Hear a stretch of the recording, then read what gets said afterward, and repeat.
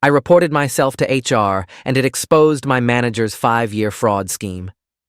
I was sitting in the HR director's office at 9:23 a.m. on a Thursday morning, confessing to a $15 expense report error, when Catherine Delgado's face went white. Not pale. White. Like someone had physically drained the blood from her skin. She was staring at her computer screen, scrolling through something I couldn't see, and her hand had stopped moving the mouse. Just frozen there.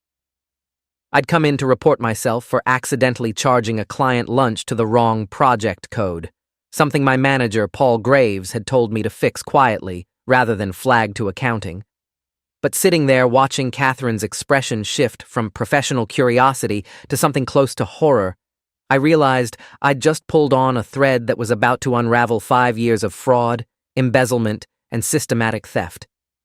And the worst part? I'd been helping him do it without knowing. I'd been working as a project coordinator at Telford Industries for 3 years. We manufactured specialized components for aerospace and defense contractors. Nothing exciting, just precision-machined parts that went into satellites and aircraft. My job was straightforward: track project budgets, coordinate between engineering teams and clients, process expense reports, and make sure deadlines were met. It paid $72,000 a year, came with decent benefits, and let me live comfortably in a 1-bedroom apartment in Tempe. I wasn't ambitious, wasn't climbing the corporate ladder. I just wanted to do good work, save money, maybe buy a house in a few years. Paul Graves had been my manager since I started. He was 51, had been with Telford for 19 years, and ran our department like a well-oiled machine. Everyone respected him. He mentored new hires, remembered birthdays, bought lunch for the team when we hit project milestones.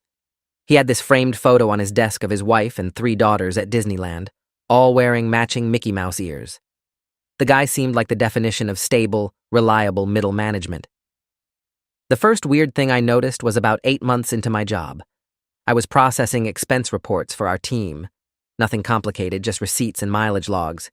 And I saw that Paul had charged a dinner at Morton's Steakhouse to Project Falcon, a Department of Defense contract we'd completed 2 months earlier. The total was $348. I figured it was a mistake. Easy to do when you're juggling multiple projects. So I walked to his office, knocked, showed him the receipt.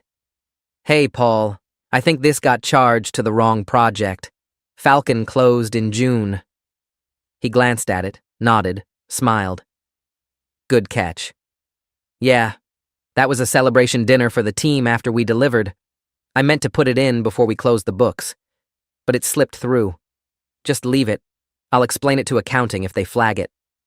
I said okay, went back to my desk, didn't think about it again. But the thing was, I'd been at that celebration dinner. It was at a barbecue place, and the total bill was maybe $120. We hadn't gone to Morton's. I told myself maybe Paul had taken a client out separately. Maybe it was legitimate. People make mistakes with paperwork all the time. The second thing happened 6 months later. I was reconciling travel expenses for our team's trip to a client site in Orlando. Paul had submitted a hotel receipt for 4 nights at the Ritz-Carlton, $1,400. But I'd been on that trip. We'd all stayed at a Marriott Courtyard that Telford had a corporate rate with. I remembered because Paul had joked about how the Marriott beds were like sleeping on plywood. I stared at the receipt for a long time, tried to figure out if maybe he'd stayed somewhere else, extended his trip, had a reason. Then I noticed the dates. The receipt was for the same 4 nights we'd been there, Monday through Thursday, same dates as my hotel receipt. I walked to Paul's office again. This time my stomach felt tight. "Paul, I think there's an issue with your Orlando hotel receipt." He looked up from his computer. "What kind of issue?" I showed him. Explained that we'd stayed at the Marriott, not the Ritz-Carlton. He took the receipt from me, studied it, then laughed. I said sure, waited. He never sent the Marriott receipt. When I followed up 3 days later, he said he'd lost it. And could I just pull his stay from the corporate travel system? I did. The Marriott receipt showed $280, a $1,000 difference. I submitted the correct amount, didn't mention the Ritz-Carlton receipt again, but I kept it, scanned it, and saved it in a folder on my desktop labeled Quote 5. The third thing was smaller, but weirder. Paul started asking me to process expense reports for vendors I'd never heard of. consulting fees, software licenses, equipment rentals, always under $5,000, small enough not to trigger extra approval layers. He'd email me the invoices, and I'd enter them into our accounting system, assign them to various project codes, and submit them for payment. I assumed they were legitimate because Paul was my manager, and he'd been doing this job for almost 2 decades. But one afternoon, I was reviewing our quarterly budget report and noticed that Project Orion, a small contract we'd completed in under 4 months, had $32,000 in consulting fees. That seemed high for a project that only billed the client $115,000 total. I pulled up the invoices. 3 different consulting firms: Nexus Advisory Group, Summit Strategic Partners, Bridgepoint Solutions. I Googled them. Nothing. No websites, no LinkedIn pages, no business registrations I could find. I mentioned it to Paul casually while we were grabbing coffee in the break room. "Hey, I was looking at Orion's budget. Those consulting fees seem high. Are those firms we use regularly?" He didn't miss a beat. Quote, 7. I nodded, accepted it. But something about his tone felt rehearsed. The 4th thing happened a year later. We were auditing closed projects to free up budget space, and I found a payment to something called Redstone Technical Services for $18,000, charged to Project Titan, a contract that had been closed for 14 months. I checked the invoice date. It was from 3 weeks ago. You can't charge expenses to a closed project. The system shouldn't even allow it. But there it was. I pulled up the vendor file. Redstone Technical Services had been paid 6 times in the past 2 years, always between $10,000 and $25,000, always charged to projects that were either about to close or already closed. I made a list of all the payments, cross-referenced them with our vendor master list. Redstone wasn't on it. That meant Paul had been manually entering them as one-time vendors, which required manager-level override. I sat at my desk, staring at the spreadsheet, feeling my pulse in my throat. This wasn't a mistake. Mistakes don't happen 6 times with the same pattern. This was intentional. But I couldn't figure out why. Paul wasn't stupid. If he was stealing, and that's what this looked like, why use fake vendors? Why not just inflate real expenses? Why leave a trail? I spent the next 2 weeks digging quietly. Didn't tell anyone. Didn't confront Paul. Just went through old expense reports, vendor payments, project budgets. Found more fake vendors: Apex Consulting, Pinnacle Advisory, Stonebridge Partners, always small payments, always charged to projects in ways that made them hard to notice unless you were looking. The total across 3 years was over $200,000. My hands shook the first time I calculated it. $200,000, and I'd processed most of the invoices myself. I'd entered them into the system. I'd assigned the project codes Paul told me to use. If this was fraud, and it was, there was no other explanation. Then I was implicated. I'd been the one executing the transactions. I was the paper trail. If Telford ever found out, I'd be fired, maybe prosecuted. I'd been an accessory to embezzlement for 3 years without knowing it. The panic hit me at 2:18 a.m. on a Saturday. I was lying in bed, staring at the ceiling, running through scenarios. I could confront Paul, but he'd deny it or turn it around on me. I could report it anonymously, but the invoices had my name on them as the processor.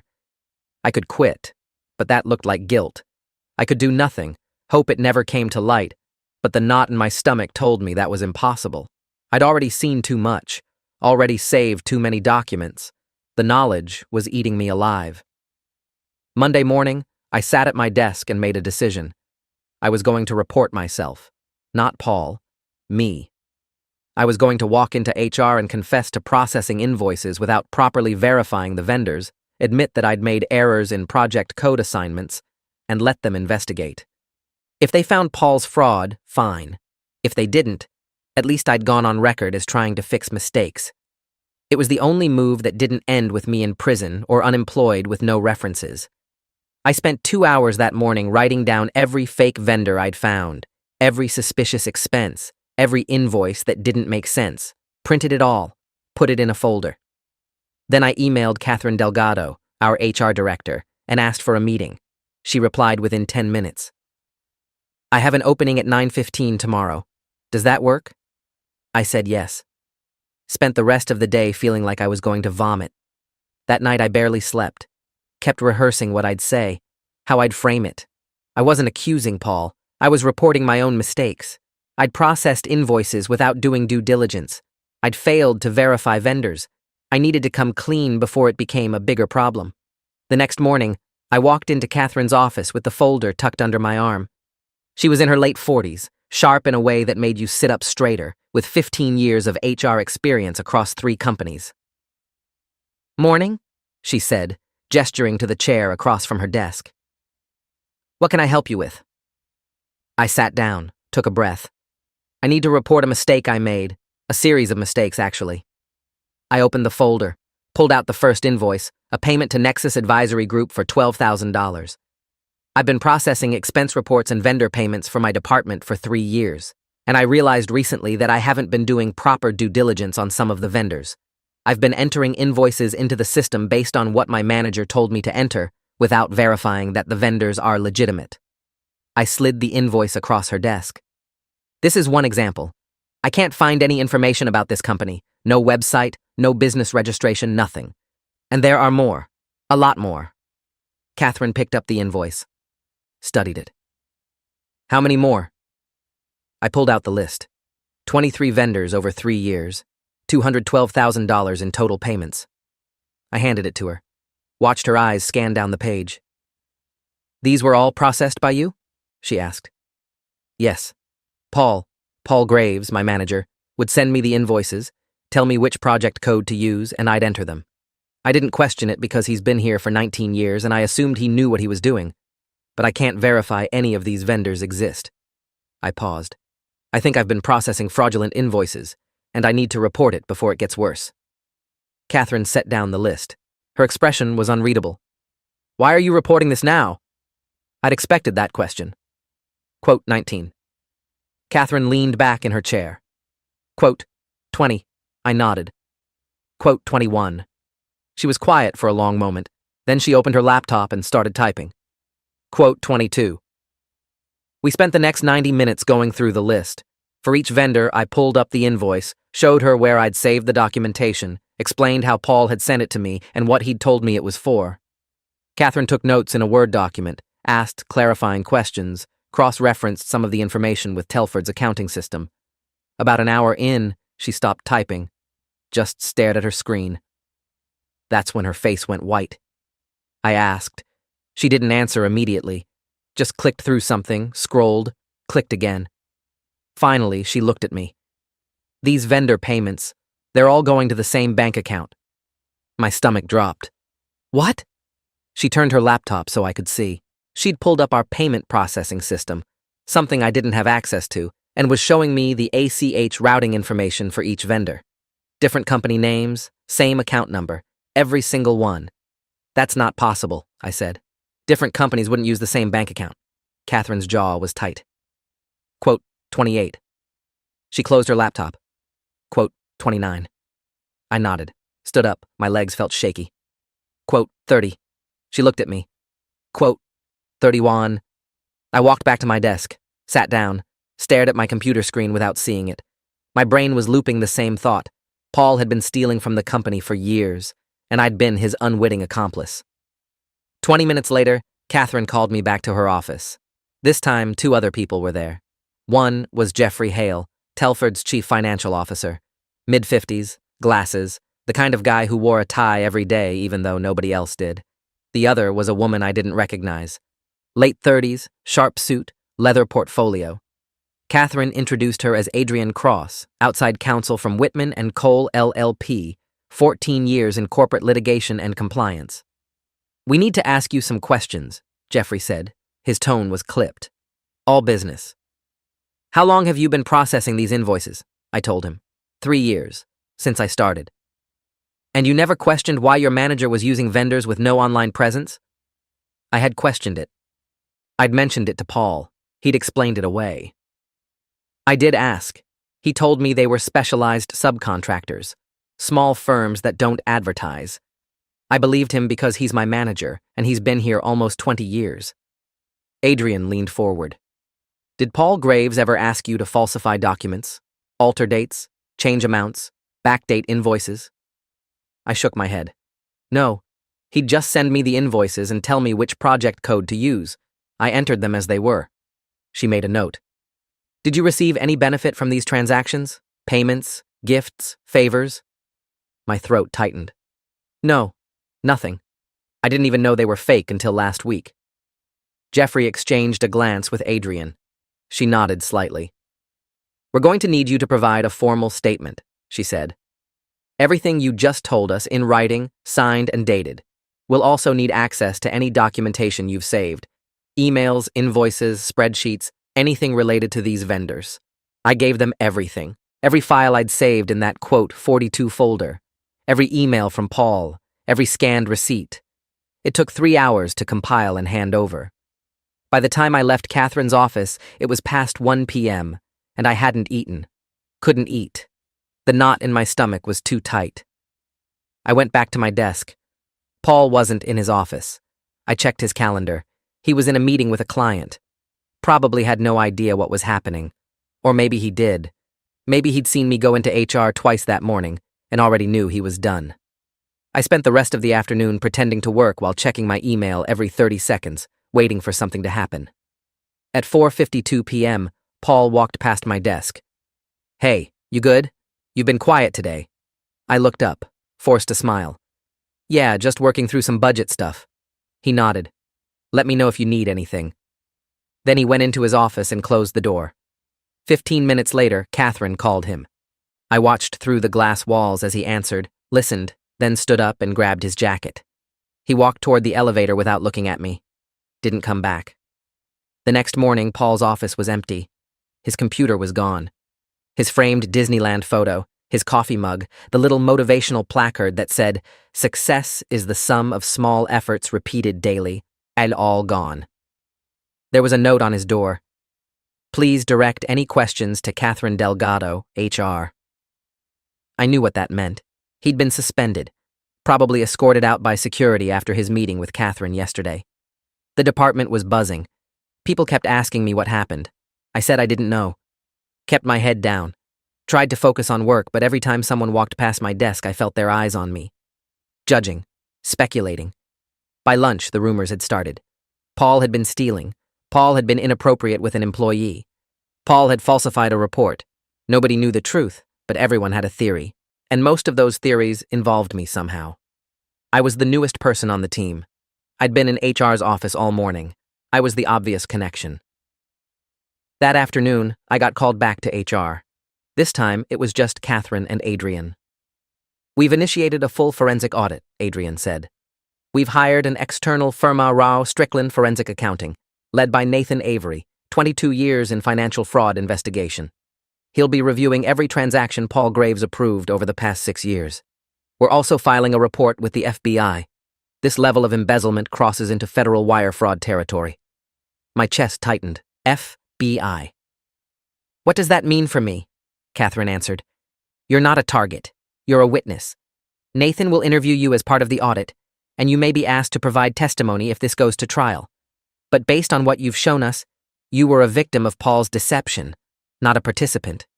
But being a witness didn't feel much better than being a suspect. That night, I couldn't sleep. Kept replaying every interaction I'd had with Paul, every invoice I'd processed, every time he'd smiled at me and told me I was doing great work.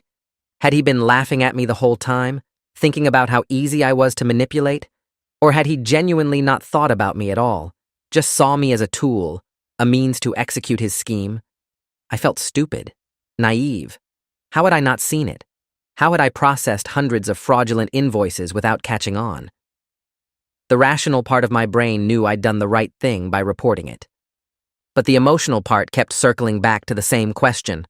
Why hadn't I figured it out sooner? Nathan Avery showed up 3 days later, tall, gray-haired, meticulous in a way that made accountants look chaotic.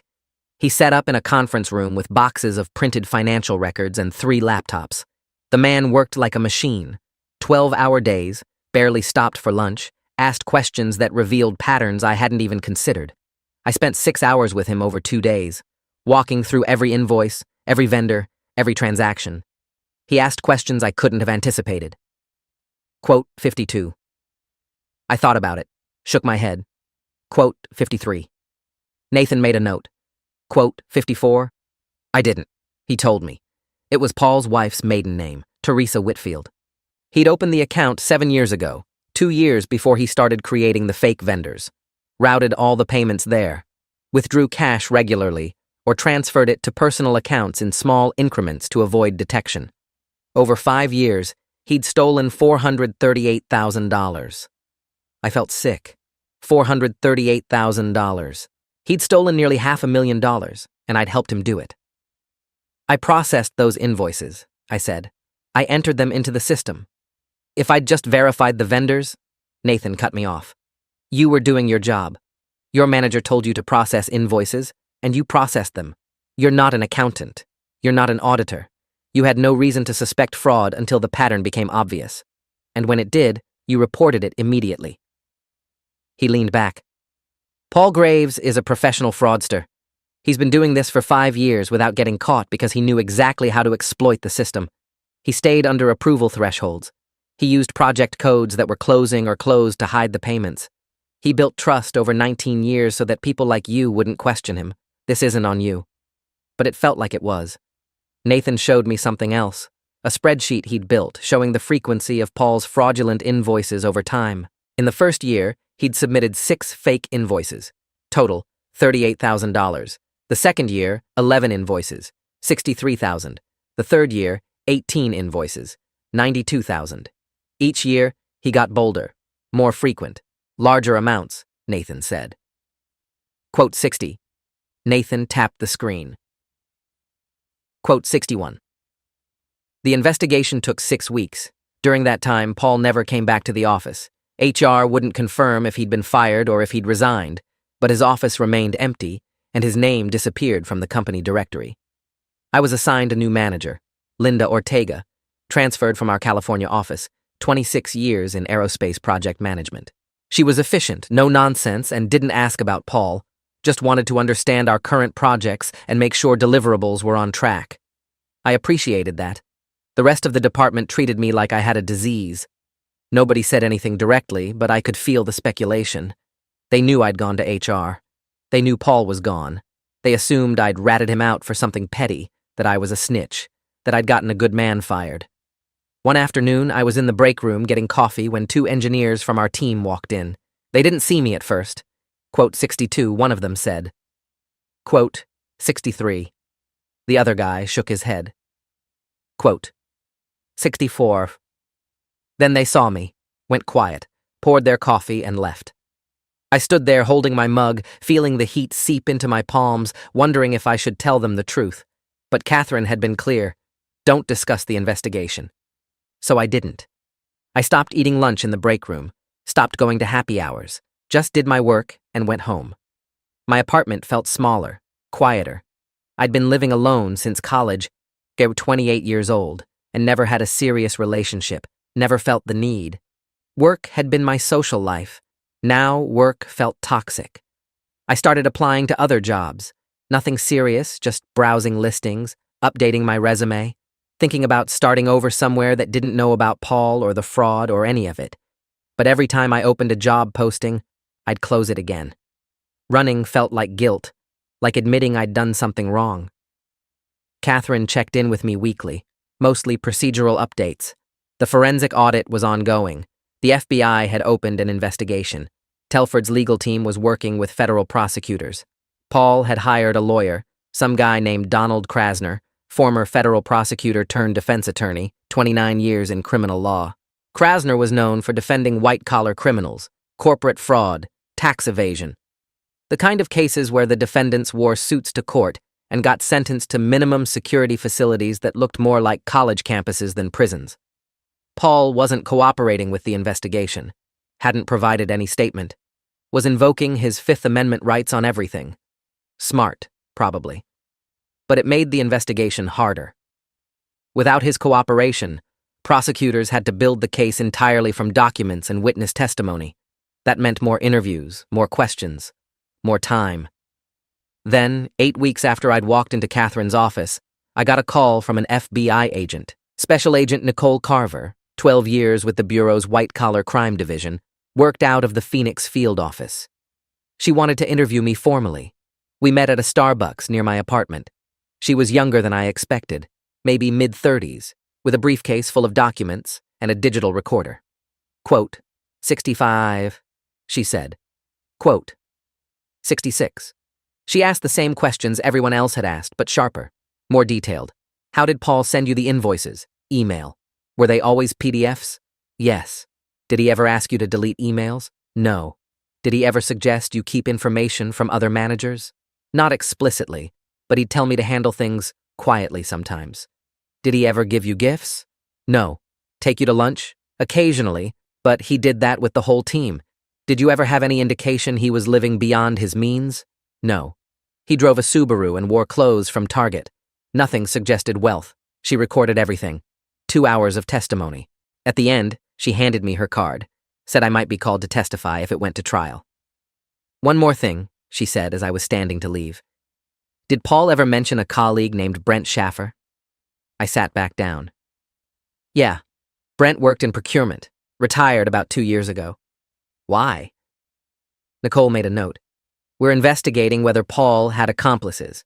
Brent's name came up in some of the older transactions. Did they work together closely? I thought about it. Not that I saw, but Brent signed off on vendor approvals. He would have been one of the people who could have flagged the fake vendors if he'd looked closely. Nicole nodded. We're talking to him next week. That conversation stuck with me. The idea that Paul might not have been working alone, that there might be other people at Telford who knew what was happening and did nothing, or worse, helped. I started looking through old emails again, searching for any interaction between Paul and Brent. Found a few. Casual stuff. Can you approve this vendor for me? Sure, no problem. Nothing obviously incriminating. But the ease of it bothered me. How simple it had been for Paul to get approvals. How little oversight there was. Telford had systems in place. Vendor verification processes, spending thresholds, audit requirements. But they were only effective if people actually followed them, and Paul had been banking on the fact that nobody would. He'd been right for 5 years. 3 months later, the FBI concluded their investigation. No charges against Brent. He'd been negligent, but not criminal. Just a guy who rubber-stamped approvals without doing his job properly. Telford fired him anyway. Liability risk. They couldn't keep someone who'd enabled fraud, even unintentionally. I felt bad for him. He'd lost his retirement, his reputation, his legacy at the company, all because he'd been lazy. But then I thought about the $438,000. About the projects that had been underfunded because budget had been siphoned off. About the employees who hadn't gotten raises because the company thought money was tight. Brent's laziness had consequences. So did mine. Even if I hadn't been prosecuted, I'd still been part of it. Paul Graves was indicted 3 months after that. 18 counts of wire fraud and money laundering. The indictment was public record. I read it online, sitting in my apartment at 11 p.m., scrolling through page after page of legal language. The details were meticulous. Every fake vendor, every fraudulent invoice, every payment. $438,000 stolen over 5 years. The prosecution laid it out like a textbook case. Paul had created shell companies using his wife's maiden name, filed fake business registrations in Delaware where oversight was minimal, opened a business bank account under each shell, then invoiced Telford for non-existent services. He'd routed the payments through me because I was junior, trusting, and wouldn't question a manager with 19 years of tenure. He'd kept the amount small enough to avoid triggering audits, but frequent enough to generate significant income. He'd been pulling in $70,000 to $90,000 a year on top of his salary. Tax-free because he never reported it. The IRS was involved now, too. They'd opened their own investigation into unreported income. Paul was looking at tax evasion charges on top of the wire fraud. His attorney, Krasner, released a statement. Paul maintained his innocence, claimed the vendors were legitimate, said he was being scapegoated by a company trying to cover up its own accounting failures. It was a weak defense. The evidence was overwhelming. The trial was set for 9 months out. In the meantime, Telford settled with their insurance carrier, recovered most of the stolen funds, and implemented new financial controls. Every vendor now required verification through a third-party service called Veridian Systems, specialized in corporate vendor validation. Every expense over $1,000 needed dual approval from separate managers. Every project budget was reviewed quarterly by an independent auditor. The changes were expensive. Telford was spending an extra $150,000 a year on compliance, but Jeffrey Hale said it was necessary. "We can't let this happen again," he told the staff in an all-hands meeting. "Paul Graves exploited gaps in our system. We're closing those gaps." He didn't mention me by name, but everyone knew I was the one who'd exposed it. My role changed. I was promoted, technically, to senior project coordinator with a 15% raise, $83,000 a year now. But it felt hollow. I knew it was partly to keep me from talking to the press, partly to compensate for the months of stress. Linda Ortega was a good manager, but I couldn't shake the feeling that I'd missed something, that I should have seen the fraud earlier. That if I'd been smarter, more diligent, none of this would have happened. I started seeing a therapist, Dr. Jonathan Fisk, licensed clinical psychologist, 18 years in practice, office in Scottsdale with abstract art on the walls and a white noise machine outside the door. He specialized in workplace trauma, helped people process job loss, harassment, organizational change. I told him everything: the guilt, the isolation, the feeling that I'd destroyed someone's life, even though they'd been committing crimes. "You reported it the moment you understood what it was," he said during our third session. "That's all anyone could ask. You're not responsible for Paul's choices." Logically, I knew that. Emotionally, I still felt complicit. Dr. Fisk had me do an exercise. Write down every decision I'd made during the 3 years I'd worked with Paul. Every moment where I could have done something differently. I filled 4 pages, should have verified vendors immediately. Should have questioned the closed project charges, should have flagged the duplicate expenses, should have reported the Ritz-Carlton receipt. Every should have felt like a failure. Then Dr. Fisk had me go through the list and mark which decisions I'd had enough information to make differently at the time, not in hindsight, at the time. The list shrank. Most of my quote 81 had been based on trusting my manager, something every employee is expected to do. Quote 82. Dr. Fisk said. Quote 83. It helped. A little. But I still felt like I was walking around with a scarlet letter. The person who got Paul Graves arrested, the snitch, the guy who couldn't be trusted. 6 months after the indictment, I went to an industry conference in Denver, aerospace project management seminar, networking event on the second night. I was at the bar getting a drink when someone tapped my shoulder. I turned. It was Brent Schaffer, the procurement guy Telford had fired. He looked older, thinner, tired. "Can we talk?" he asked. I wanted to say no, wanted to walk away. But something in his expression stopped me. We found a quiet corner, sat down. Brent ordered a whiskey, drank half of it before speaking. "I know you think I was involved," he said, "that I helped Paul, but I didn't. I was just lazy. I approved vendors without checking them because I trusted Paul, and I was busy, and I didn't think it mattered." He finished the whiskey. "I lost my pension. My wife left me. I can't get hired anywhere because Telford won't give me a reference. My life is over because I didn't do my job properly." I didn't know what to say. Quote 88 felt inadequate. Quote 89 felt cruel. So I just sat there. Brent looked at me. Quote 90. He stood up, shook my hand, walked away. I sat there for another 20 minutes, staring at my drink, thinking about how many people Paul's fraud had destroyed. Not just himself, me, Brent, his wife, his daughters, everyone who'd been connected to him. Fraud doesn't just hurt the company. It ripples out, touches everyone. The trial was in June, federal courthouse in Phoenix. Marble floors and wood-paneled walls, and a jury of 12 people who looked at me like I was either a hero or a collaborator, depending on which attorney was questioning me.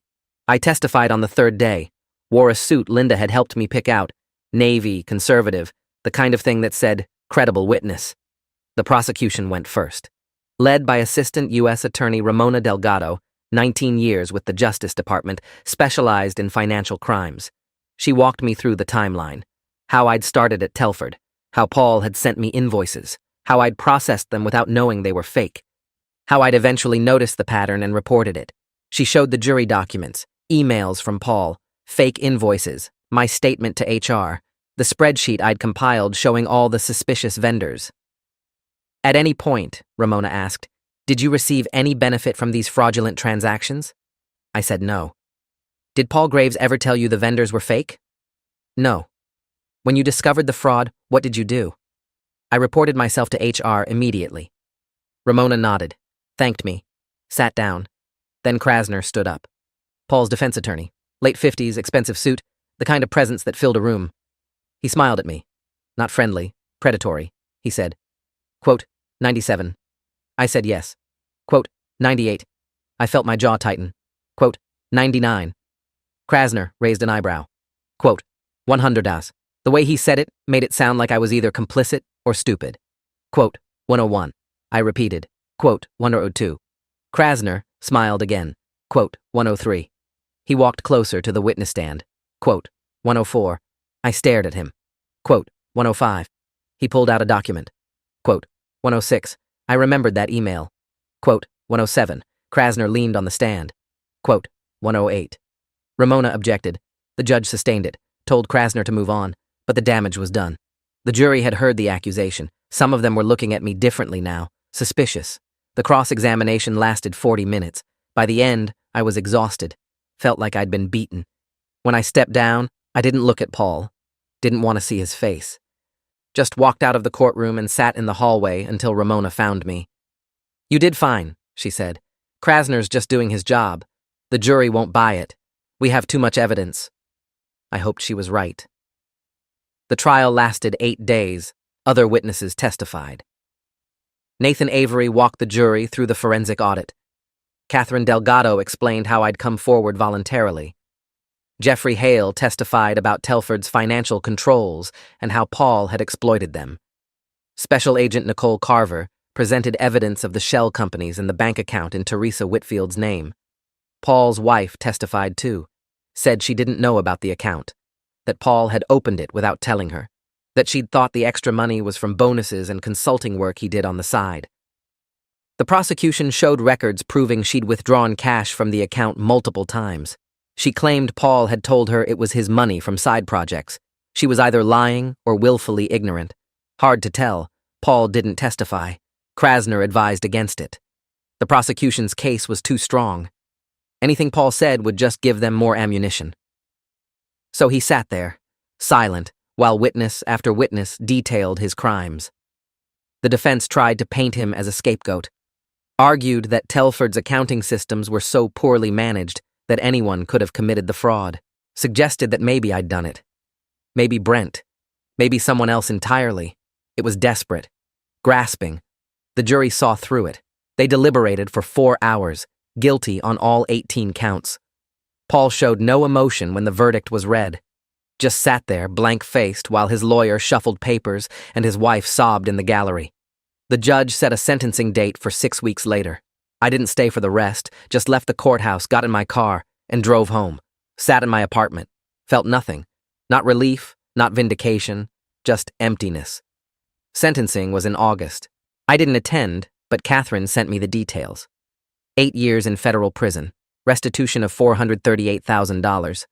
Paul would serve his time at a minimum security facility in California. Be eligible for parole in 5 years if he maintained good behavior. His wife filed for divorce 3 days after the sentencing.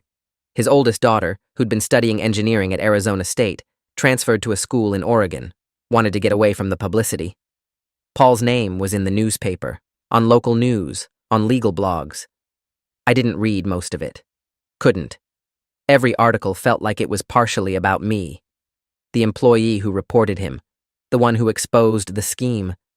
Some painted me as a hero. Others left it ambiguous, made it sound like maybe I'd been involved. The comment sections were brutal. People arguing about whether I was a whistleblower or a snitch, whether Paul deserved 8 years or deserved more, whether Telford was at fault for having weak controls. I stopped reading after the first few. It wasn't worth it. I stayed at Telford for another year. Got another promotion, another raise, $96,000 now. But I couldn't shake the feeling that everyone saw me as the guy who destroyed Paul Graves. Some people thanked me privately, told me I'd done the right thing, that I'd saved the company from worse damage, that Paul could have stolen millions if he'd kept going. Others avoided me, treated me like I'd broken some unspoken code. You don't report your manager. You don't blow up someone's life over money, even when that money was stolen, even when that someone had been committing felonies for 5 years. The worst were the people who acted like nothing had happened, who smiled at me in meetings and then whispered to each other when I walked away. I could feel their judgment, their speculation. The department never recovered. 3 people quit in the 6 months after Paul's trial. 2 more transferred to different divisions. Linda did her best to rebuild morale, but the damage was done. Trust was gone. Everyone was suspicious of everyone else. I left Telford in November, took a job at a smaller firm in Colorado. Clean slate. Nobody knew about Paul or the trial or any of it. I told them I'd left for career growth, which was technically true, just not the whole truth. The new job paid a little less, $88,000, but the work environment was healthier. No ghosts, no whispers, just engineering projects and normal office politics. I'm doing fine now. The guilt has faded, mostly, replaced by something quieter, an understanding that I did what I could with the information I had, that reporting myself to HR was the only move that made sense, that the fraud would have come out eventually, and me coming forward just accelerated it. Paul's serving his sentence at a federal correctional facility in Lompoc, California. I looked him up once, couldn't help it. Inmate number 94826-061, release date March 2031. He's eligible for parole in 2028. His daughters are doing okay, from what I can tell from social media. His oldest graduated from Oregon State. His middle daughter is at community college. The youngest is still in high school. I wonder if they know what he did, if they understand, if they blame me. His ex-wife remarried, moved to Nevada, started over. Everyone moved on except Paul, and maybe me.